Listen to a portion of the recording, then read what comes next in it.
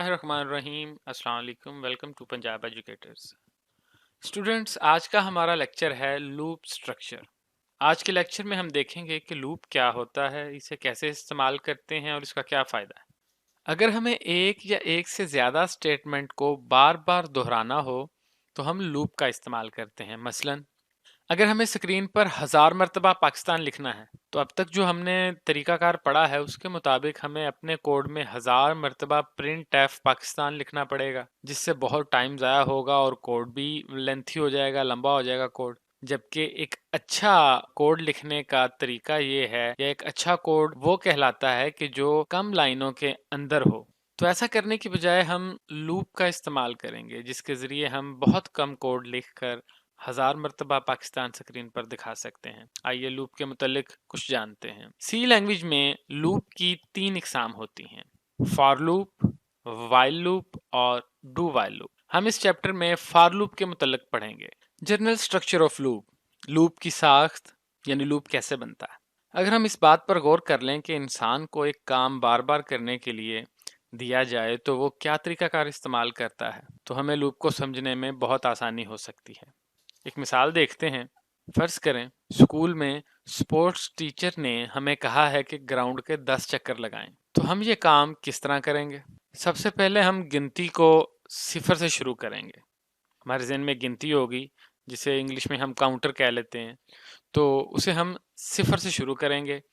एक चक्कर लगाने के बाद हम गिनती में 1 का इजाफा करेंगे और देखेंगे कि क्या 10 चक्कर पूरे हो गए। अगर नहीं तो फिर एक और चक्कर लगाएंगे, फिर गिनती में 1 का इजाफा करेंगे, फिर देखेंगे कि क्या 10 चक्कर पूरे हो गए।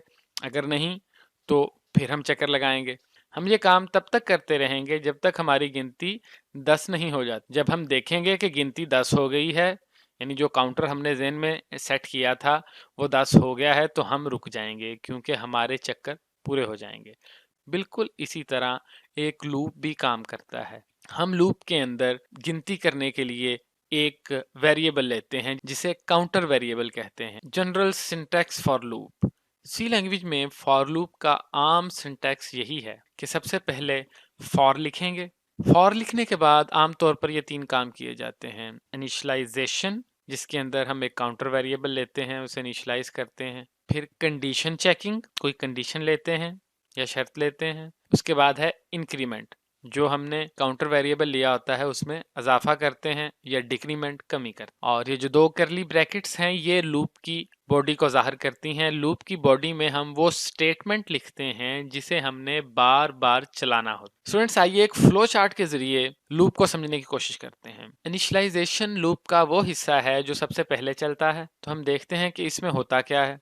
इस हिस्से में हम एक वेरिएबल लेते हैं, जैसे कि मैं पहले आपको बता चुका हूं, उसे कहते हैं काउंटर वेरिएबल। वेरिएबल लेने के बाद हम इसे इनिशियलाइज करते हैं। इनिशियलाइज का मतलब क्या है कि उसे कोई कीमत देते हैं। इसके बाद हम कंडीशन वाले हिस्से पर आ जाते हैं, जहां पर कंडीशन या आसान लफ्जों में शर्त कह सकते हैं चेक होती है। देखा जाता है कि वो दुरुस्त है या गलत है। अगर ये शर्त गलत हो तो हम लूप से बाहर आ जाते हैं, लूप एंड हो जाता है, खत्म हो जाता है। लेकिन अगर ये शर्त दुरुस्त हो तो लूप की बॉडी में मौजूद हदायत चलती हैं। लूप की बॉडी चलने के बाद काउंटर वेरिएबल में लॉजिक के मुताबिक, यानी कि जो आपकी मंतिक है, जो आपकी ज़रूरत है, उसके मुताबिक जो आपका काउंटर वेरिएबल है उसके अंदर या तो इजाफा होता है या कमी होती है। काउंटर वेरिएबल में इजाफे के बाद हम मरहला नंबर 2 पर फिर चले जाते हैं। और वो मरहला कौन सा था? तो मरहला था शर्त या कंडीशन चेक करने वाला, जहां पे देखा जाता था कि हमारी कंडीशन ट्रू है या गलत है। अब हम दोबारा अपनी कंडीशन चेक करेंगे। अगर कंडीशन गलत है तो लूप एंड हो जाएगा, अगर दुरुस्त है तो लूप की बॉडी चलेगी और काउंटर वेरिएबल में इजाफा या कमी होगी। आइए एक एग्जांपल करके लूप को समझने की कोशिश करते हैं। हमारे पास एक कोड दिया गया है जिसमें फॉर लूप इस्तेमाल हुआ है। हम जानते हैं कि फॉर लूप इस्तेमाल करने का तरीका ये है कि उसमें सबसे पहले एक काउंटर वेरिएबल लिया जाता है, उसे इनिशियलाइज किया जाता है। तो इस कोड में काउंटर वेरिएबल आई लिया गया है और उसे इनिशियलाइज किया गया है, यानी कीमत दी गई है 0। फिर एक कंडीशन दी जाती है, अगर वो पूरी हो रही हो तो लूप की बॉडी में लिखी हुई स्टेटमेंट चलती है। तो यहाँ कंडीशन दी गई है कि अगर i यानी हमारा काउंटर वेरिएबल 3 से छोटा है तो लूप की बॉडी में लिखी हुई स्टेटमेंट स्क्रीन पर दिखा दो, और ये शर्त पूरी हो रही है क्योंकि i की कीमत है 0 जो कि 3 से छोटा है। तो शर्त पूरी होगी और स्क्रीन पर पाकिस्तान लिखा जाएगा क्योंकि लूप की बॉडी में स्टेटमेंट है प्रिंट पाकिस्तान। आखिर में काउंटर वेरिएबल में इजाफा होता है, तो इस कोड में भी i plus plus counter variable में इजाफा करेगा और i की कीमत 0 से बढ़कर 1 हो जाएगी। अब दोबारा शर्त देखी जाएगी। शर्त है कि i 3 से छोटा हो, तो शर्त पूरी हो रही है क्योंकि i की कीमत है 1, 1 3 से छोटा है। लूप के अंदर की स्टेटमेंट फिर चलेगी और पाकिस्तान फिर लिखा जाएगा स्क्रीन पर। आखिर में i की कीमत में 1 का इजाफा होगा और वो 1 से बढ़कर 2 हो जाएगी। उसके बाद फिर कंडीशन चेक होगी।